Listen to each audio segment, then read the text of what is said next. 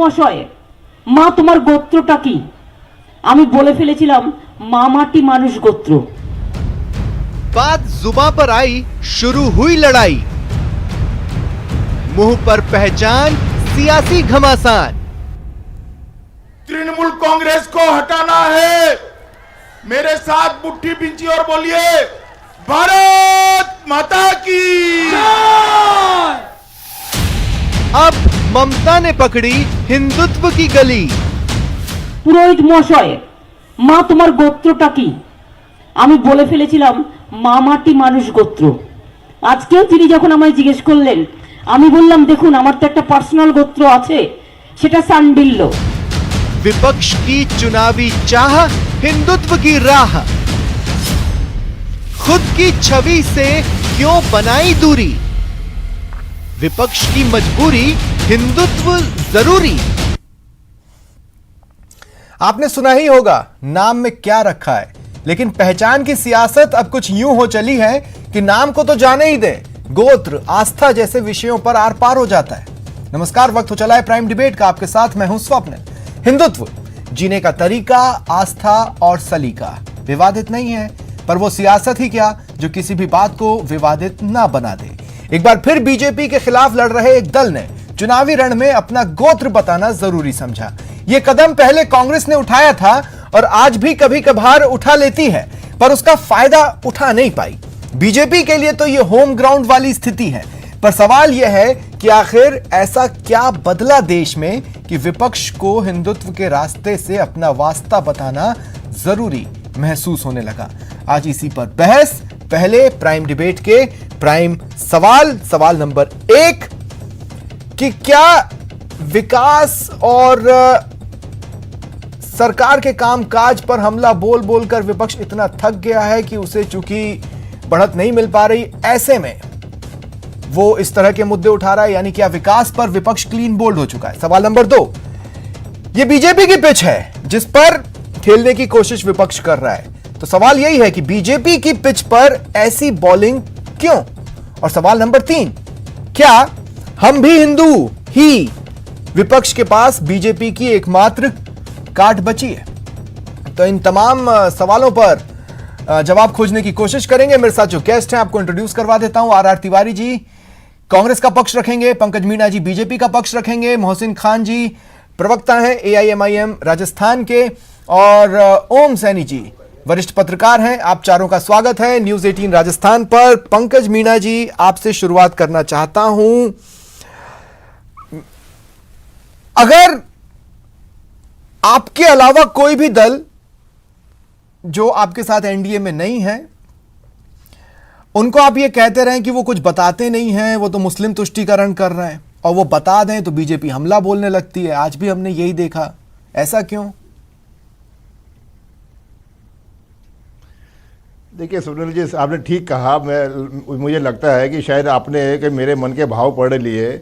देश की राजनीति में इसमें इस वक्त ऐसी स्थिति हो रही है कि कोई राजनीतिक दल चुनाव हारता हुआ नजर आता है तो उसके नेता अपने गोत्र याद करने लगते हैं, और कई बार तो नेता लोग जनेऊ भी धारण कर लेते हैं। परंतु आज के ममता बनर्जी के इस बयान से एक बात स्पष्ट नजर आ रही है कि वह स्वयं नंदीग्राम हार रही हैं, और वह स्वयं उनका तृणमूल कांग्रेस पूरे पंकज, अगर आप ये कह रहे हैं कि दूसरे दल चुनावी मजबूरियों के तहत ऐसा कर रहे हैं, तो आप भी तो चुनावी बात कर रहे हैं। आप क्या नया कर रहे हैं? आप भी तो वही बोल रहे हैं, आप नंदीग्राम ले आए, आप वोट ले आए। नहीं, मैं इसीलिए वोट इसीलिए लिया है कि आज किस परिप्रेक्ष्य में उन्होंने गोत्र बताया, ये सोचना महत्वपूर्ण है। इसके ऊपर एक बार चर्चा करनी जरूरी है। देखिए, उन्होंने चूंकि हार उनको नजर आ रही है, इसलिए उनको लगा कि कहीं ना कहीं जो मेरी परिस्थिति हिंदुओं में कम हो रही है, उनको ऐसा लगता है कि मुस्लिम तो हमारा है ही है, वो मुस्लिम वोट को तो अपने जेब में डाल के रखती है। तो ये जो धर्म की राजनीति करने वाले लोग हैं, ये तो आपको तो खुश होना चाहिए ना कि आप लोगों को उनके धर्म, उनकी जाति, उनकी गोत्र याद दिला रहे हैं, फिर आप चिंतित क्यों हो जाते हैं? आप हमले क्यों बोलने लगते हैं? आपको तो अच्छा लगना चाहिए।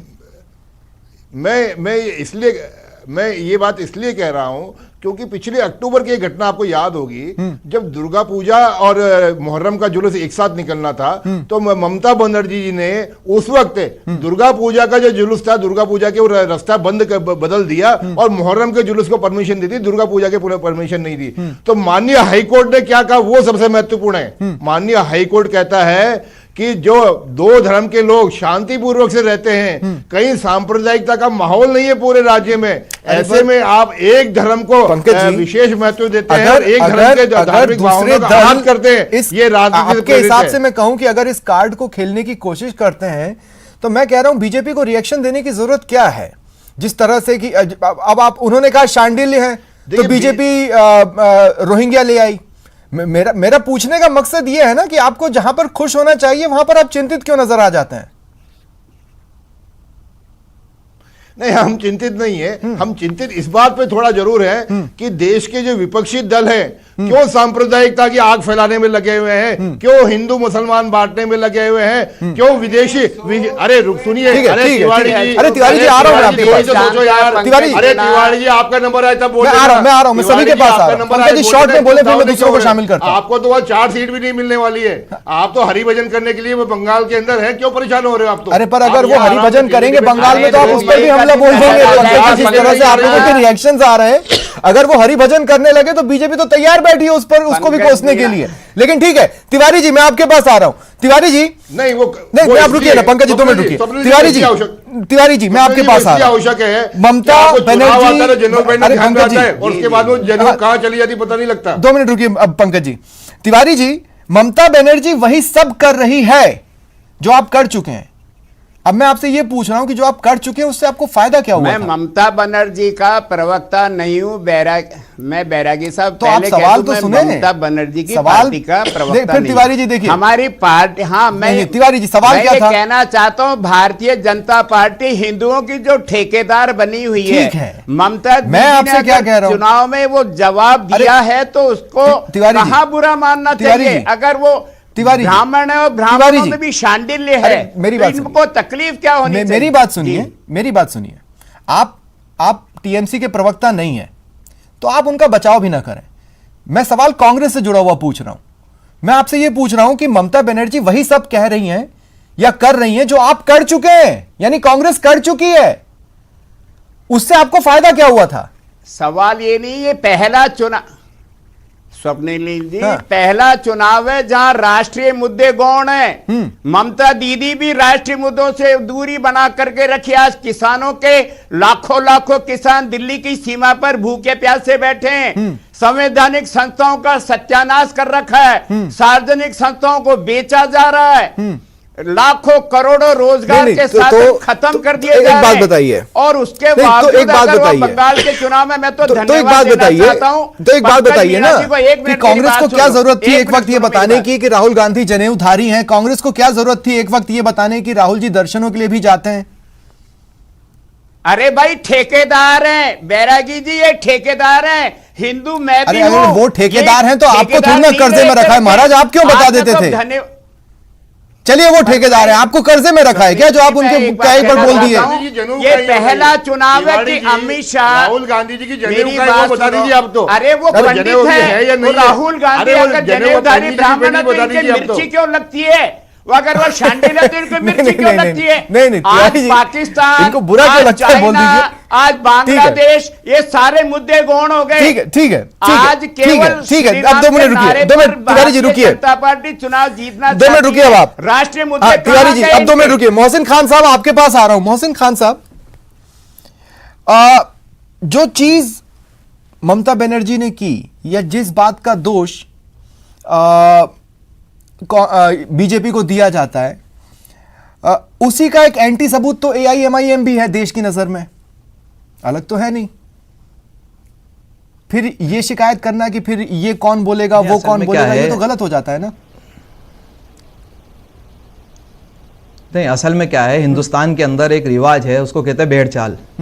कि जैसे हिंदुस्तान के अंदर एक आदमी जिस चाल को लेकर चलता है, पूरा हिंदुस्तान की आवाम और पूरे हिंदुस्तान के पॉलिटिशियन उसी चाल को लेकर चलते हैं। श्री नरेंद्र मोदी जी ने एक चाल लेके चली, क्या कि भाई हिंदुत्व का एजेंडा उठाइए और आप जो है विकास को खत्म कीजिए, उस मुद्दे पे बात ना मुझे ये कीजिए, बताइए, हिंदुत्व को हाल के दिनों में मुद्दे पे एक बात ऐसा कीजिए, तो भाषण बता आपकी गाड़ी दीजिए चल जिसमें पड़ेगी। नरेंद्र मोदी ने हिंदुत्व बोला हो या फिर ये हिंदुत्व थोपने की कोशिश की हो।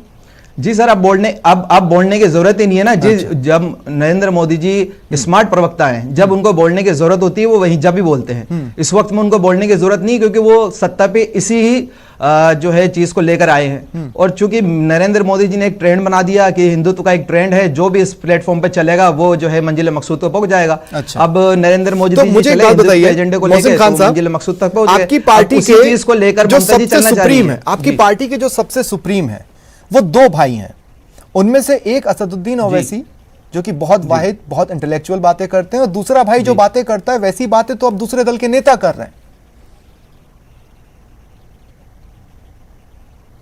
जी, असल में जो वो जिस चीज की बात आप कर रहे हैं, और आप बहुत पुराने बयान की बात कर रहे हैं, आप उन बयान को भी उठाकर देख लें और उसको हटाकर देखें, तो अब वो चीज उनके तरफ से भी नहीं आ रही। वो ठीक है, उनका जो है मामला कोर्ट के अंदर चल रहा है और कोर्ट ही उसका फैसला करेगा। मैं भी कुछ भी नहीं कह सकता, असद साहब भी इस मामले में कुछ नहीं कहते हैं।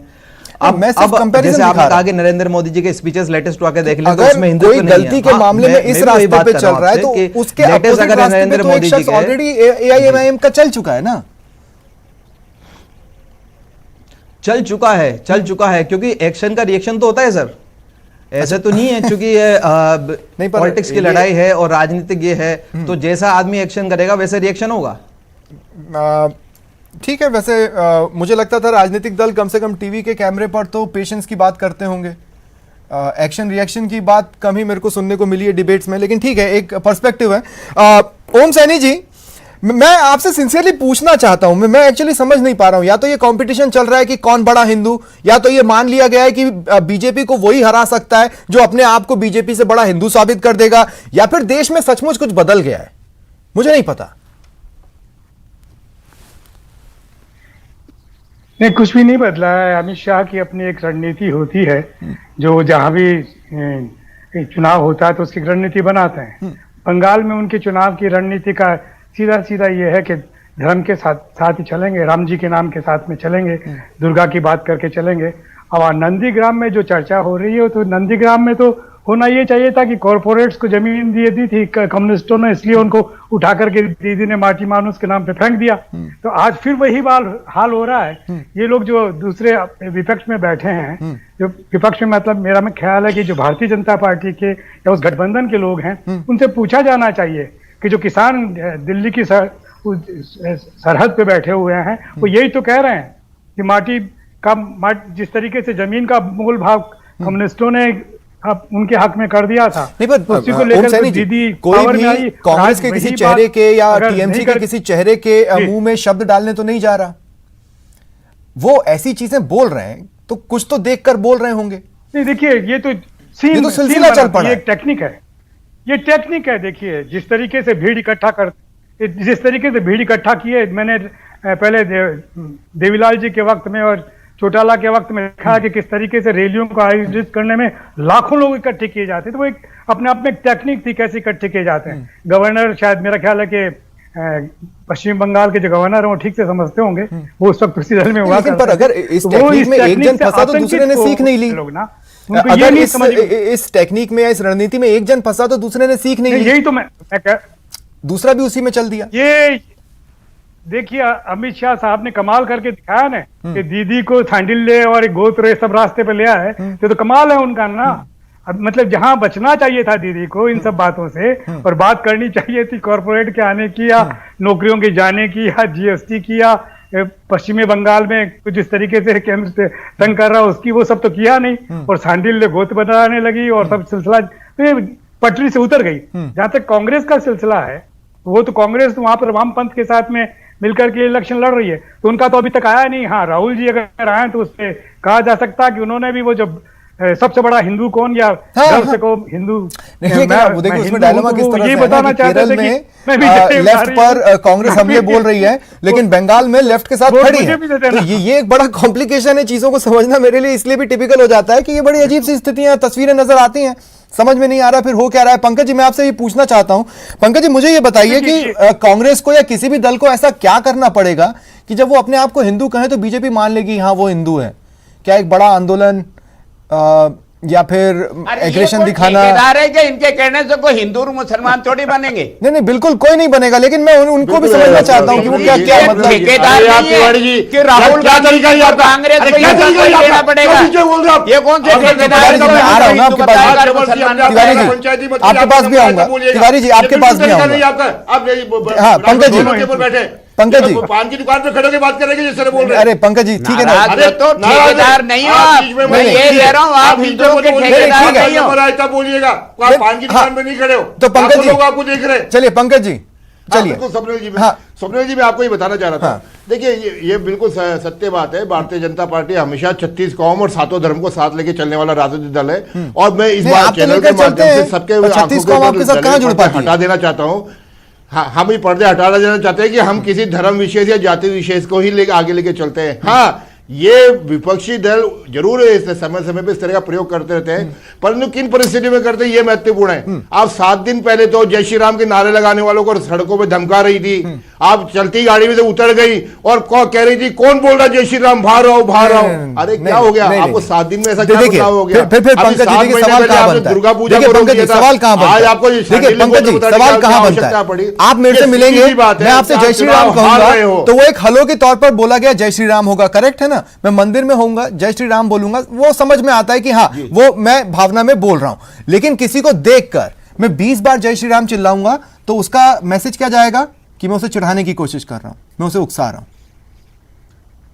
क्या ये अंतर आपको नहीं समझता है? डिपेंड ये करता है कि आप चिढ़ क्यों रहे हैं।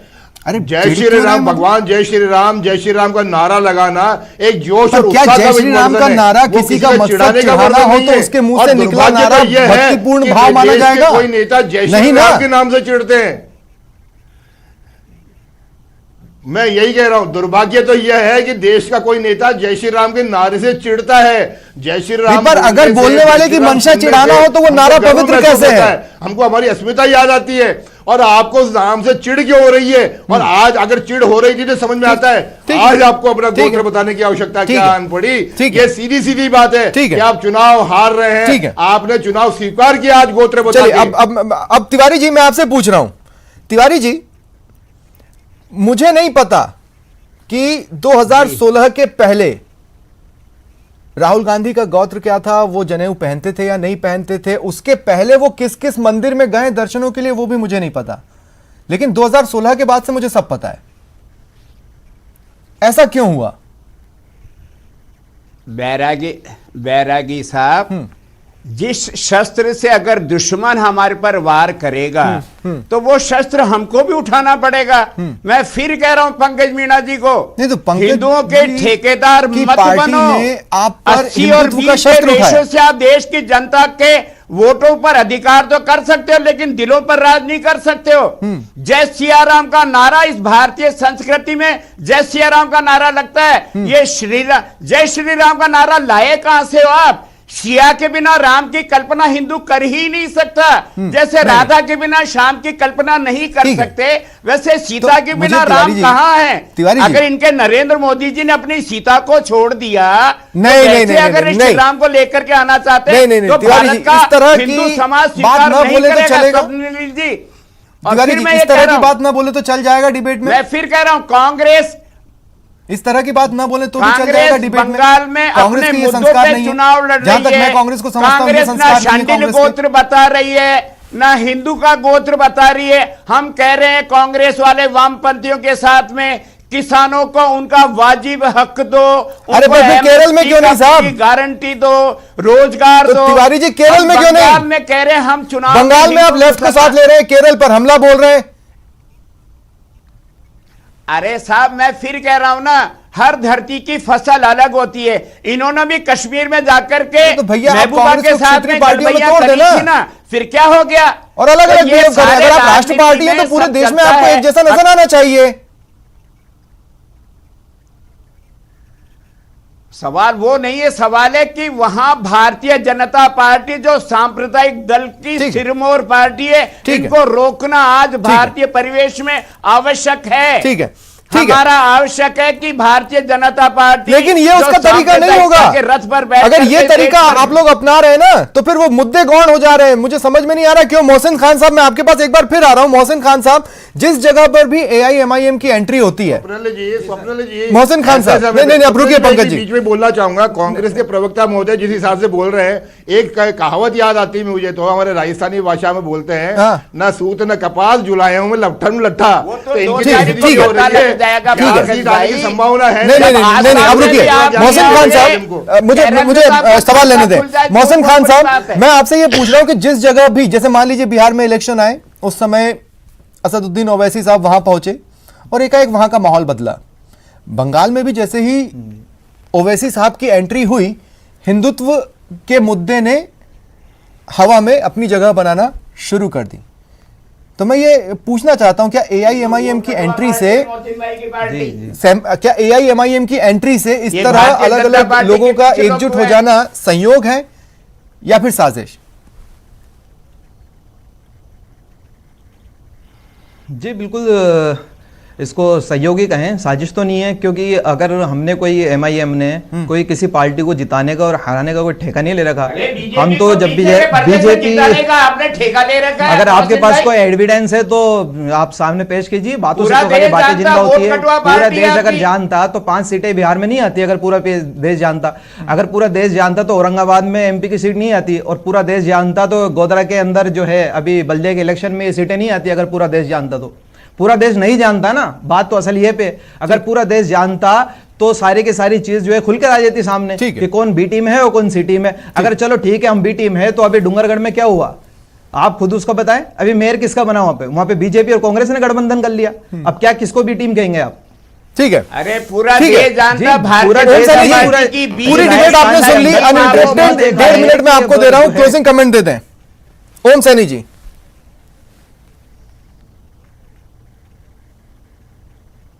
जी किससे कह रहे हैं सर आप? ओम सैनी जी। बंगाल की राजनीति का जो सिलसिला है और जिसमें जिस तरीके से धर्म को आधार बना करके चर्चा की जा रही है और लोग जिस तरीके से इधर उधर झुक रहे हैं, इसका मतलब सीधा सीधा है, मुझे यूं लगता है कि अमित शाह की रणनीति बड़ी पावरफुल है। उन्होंने दीदी को जिस तरीके से अपनी गोत्र तक बताने का सिलसिला कर दिया है, वो अपने आप में प्रभावी नजर आती हैं।